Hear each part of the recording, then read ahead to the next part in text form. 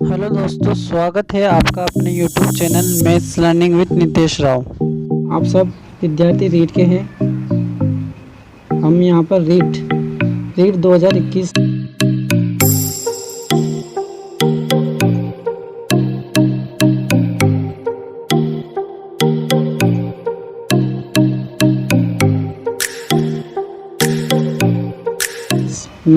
Maths विषय की तैयारी करेंगे। किस विषय की तैयारी करेंगे? मैथ्स विषय की तैयारी करेंगे। मैथ्स में हमें क्या पढ़ना है ये देखना। तो हम सिलेबस के अकॉर्डिंग ही पढ़ेंगे। यहाँ पर देखो, तो जो सिलेबस है मैथ्स का आरबीएससी की जो बुक्स है, ठीक है, राजस्थान बोर्ड माध्यमिक शिक्षा बोर्ड की जो बुक है, जो 2019-20 सत्र में हमारे है ना किताबों में चलती, हमारे 2019-20 सत्र में जो भी किताबों में जो भी सिलेबस है उसके अकॉर्डिंग अपना रीट का सिलेबस डिसाइड हुआ है। तो जो पहला टॉपिक है इसका वो है घातांक। पहला टॉपिक कौन सा है? घातांक। हम सबसे पहले घातांक को शुरू करेंगे। देखिए, अब घातांक में हमें क्या पढ़ना है? सबसे पहले हम घातांक के नियम के बारे में जानेंगे। तो घातांक के कुछ नियम, विशेष नियम, उनको ध्यान रखना। मैं आपको पहले सारे बेसिक नियम बताना चाहता हूँ। जैसे a की घात m इंटू a की घात n। यहाँ पर आधार समान है, घातें अलग अलग है, तो घातें क्या होगी? जुड़ जाएगी। a की घात m प्लस n, तो दोनों घातें जुड़ गई क्योंकि यहाँ पर इन दोनों के बीच में गुणा का चिन्ह है। फिर अगला नियम देखिए, a की घात m भागित a की घात n। यहाँ बीच में भाग का चिन्ह है, आधार समान है, दोनों का आधार a है, लेकिन घात यहाँ पर घात m है, यहाँ पर घात n है, तो क्या होगा? एक घात इसमें से माइनस हो जाएगी। अगर मल्टीप्लाई का चिन्ह है बीच दोनों के बीच, मल्टीपल का चिन्ह है तो वही प्लस हो जाएगा, और डिवाइड का चिन्ह तो माइनस हो जाएगा। ठीक है, नीचे वाली घात इसको अपन ऐसे भी लिख सकते हैं। अगर ऊपर वाली घात को नीचे लेके आएंगे तो 1/a की पावर n माइनस m भी इसको हम लिख सकते हैं। ये भी बात आपको ध्यान रखना है। देखिए, तीसरा नियम, a की पावर m और इसकी पावर n, अगर ये ब्रैकेट में लिखा हो तो ये दोनों पावर आपस में क्या होगी? मल्टीप्लाई, तो a की पावर m इंटू n हो जाएगा। लेकिन अगर हम इसको ऐसे लिखे a की पावर m और इसकी पावर n, तो इसको अपन ऐसे नहीं लिख सकते, दोनों पावर का मल्टीप्लाई नहीं होगा। ये क्या है? गलत हो जाएगा आपका। अगर किसी संख्या है, अगर आगे देखिए, अब यदि किसी संख्या की पावर 1 हो, कितनी हो? 1 हो, तो उत्तर उसका वही संख्या हो जाएगी। देखो, जैसे a की घात 1 है तो इसका उत्तर क्या हो गया? a। अगर मान लो 5 की घात 1 है ना, इसको उदाहरण से समझेंगे। 5 की घात 1 तो इसको अपन क्या लिखेंगे? 5। 100 की घात 1 तो इसको हम क्या लिखेंगे? 100। ऐसे अगला देखो, अगर किसी संख्या की घात क्या हो? 0 हो। क्या हो? 0। कोई सी भी संख्या हो, है ना, 1 से लेकर अनंत तक कोई सी भी संख्या हो, अगर उसकी घात 0 है तो उसका उत्तर कितना होगा? 1। ठीक है, उदाहरण के लिए अगर मान लो 100 है, इसकी घात 0 है, तो इसका उत्तर कितना होगा? 1। 100 के अलावा कोई सी भी संख्या हो सकती है, बड़ी से बड़ी या छोटी से छोटी संख्या। जैसे माइनस की संख्या को, जैसे -1 है, -1 की घात 0, तो इसका उत्तर भी क्या होगा? आपके 1 ही आएगा। ठीक है, चाहे प्लस में संख्या हो या माइनस में, अगर उसकी घात 0 आ गई तो उत्तर हमेशा कितना आएगा? 1 आएगा। ये ध्यान रखना। अब ये तो बात हुई जब आधार समान है, ठीक है, और घातें अलग अलग है। लेकिन अगर मान लो कि आधार अलग अलग है और घातें समान है, जैसे कि देखिए आप अगला नियम, a की घात m है ना इंटू b की घात m। अब यहाँ पर आधार अलग अलग है और घातें समान है।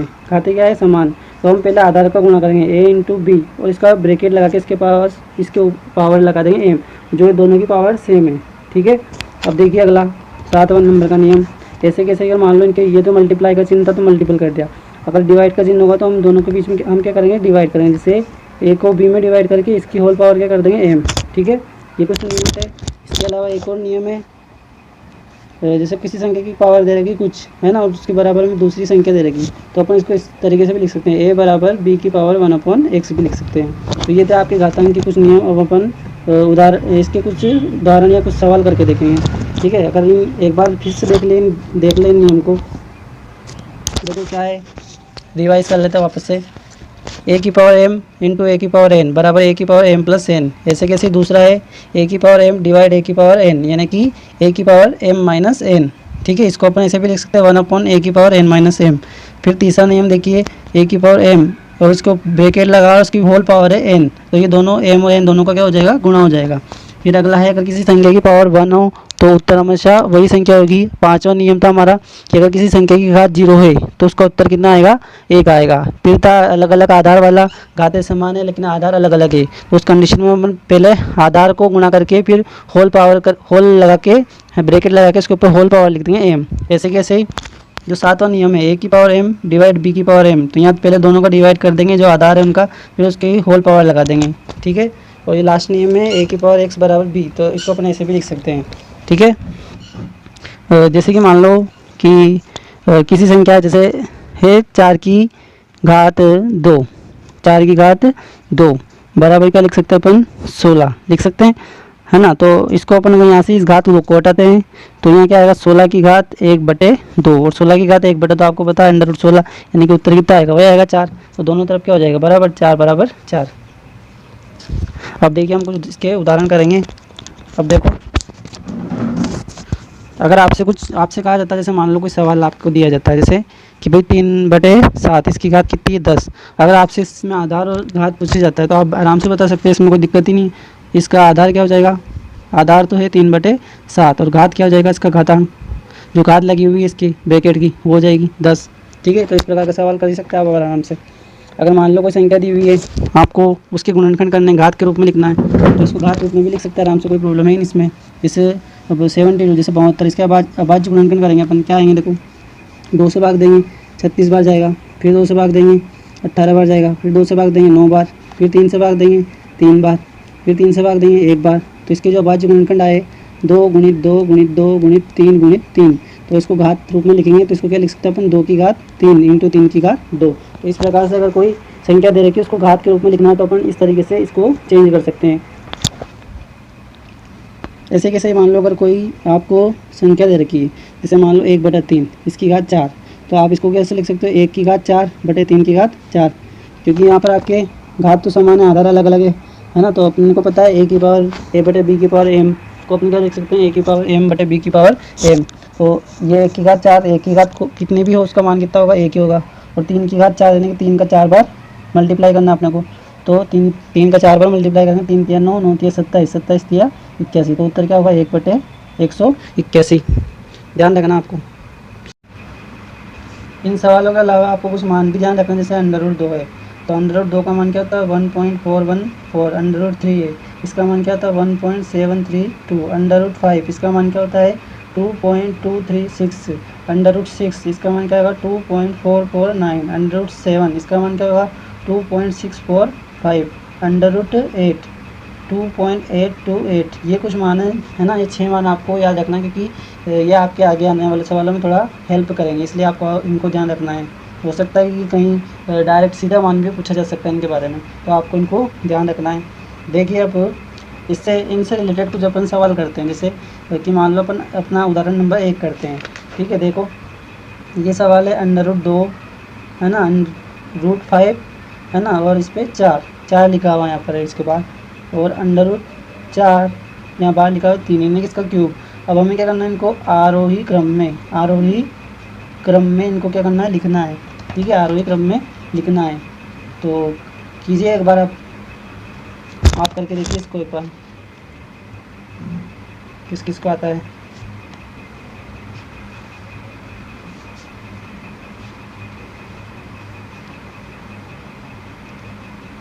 देखो इसका सॉल्यूशन देखेंगे, आरोही क्रम में लिखना है तो हम √2 को इस प्रकार से लिख सकते हैं 2 की घात 1/2, क्योंकि अंडर वर्ग का चिन्ह किसको बताता है 1/2 को।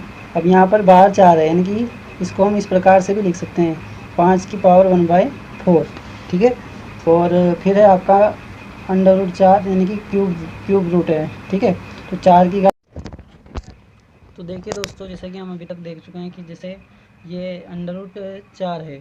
ठीक है, √4 है और इसकी ये क्यूब रूट है, तो इसको अपन 4 की घात 1/3 लिख सकते हैं।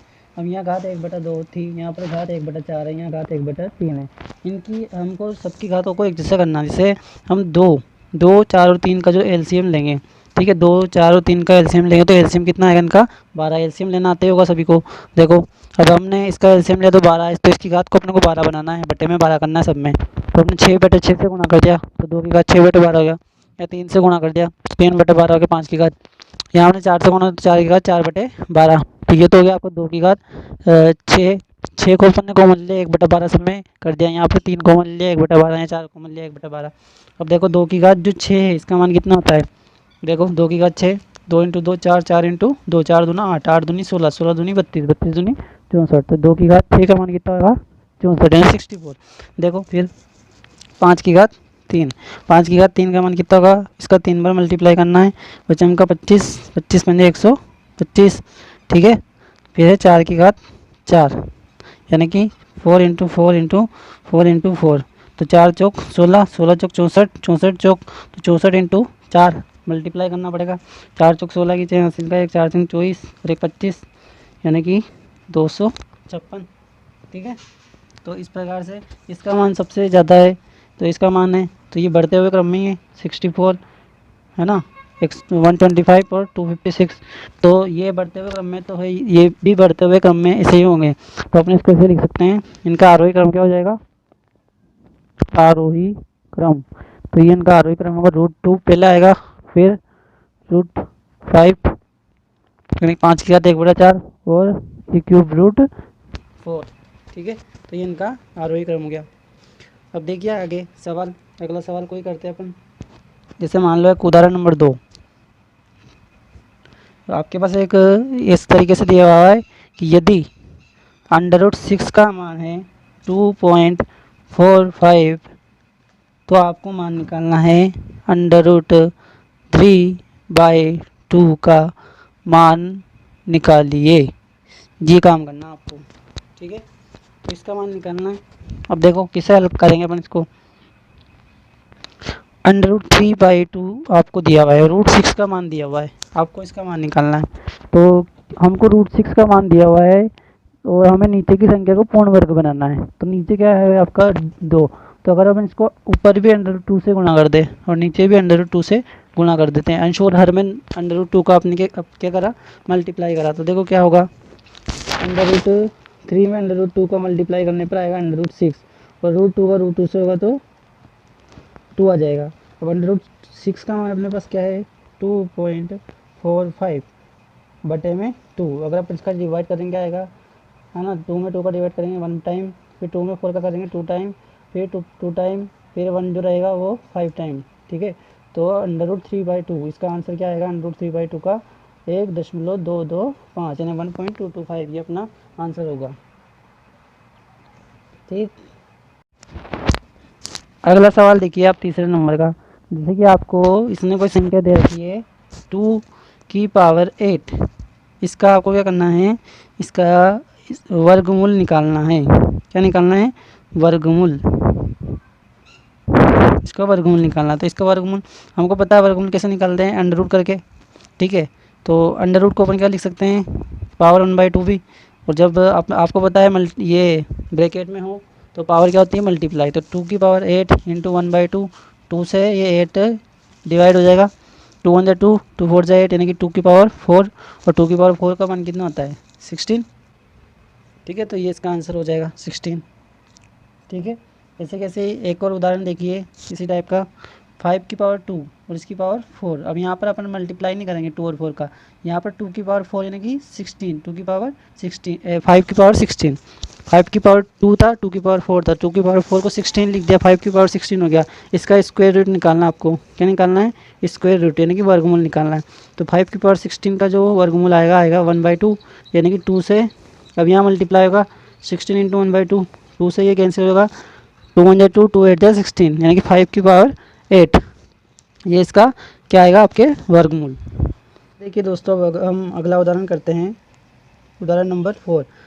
तो अगर दोस्तों अगर आपको मेरे द्वारा पढ़ाया गया थोड़ा सा भी अगर समझ में आ रहा है तो प्लीज़ इसको लाइक कमेंट और शेयर ज़रूर कर देना। 9 की पावर, जैसे देखो अगला एग्जांपल है, 9 की पावर x बराबर 9/3 की पावर x हो तो x का मान क्या होगा ये बताना आपको।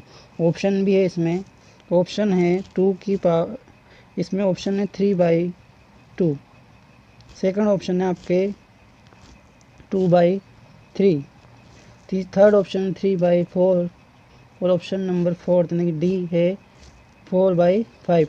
क्या आंसर होगा देखो, एक बार आप करके देखिए।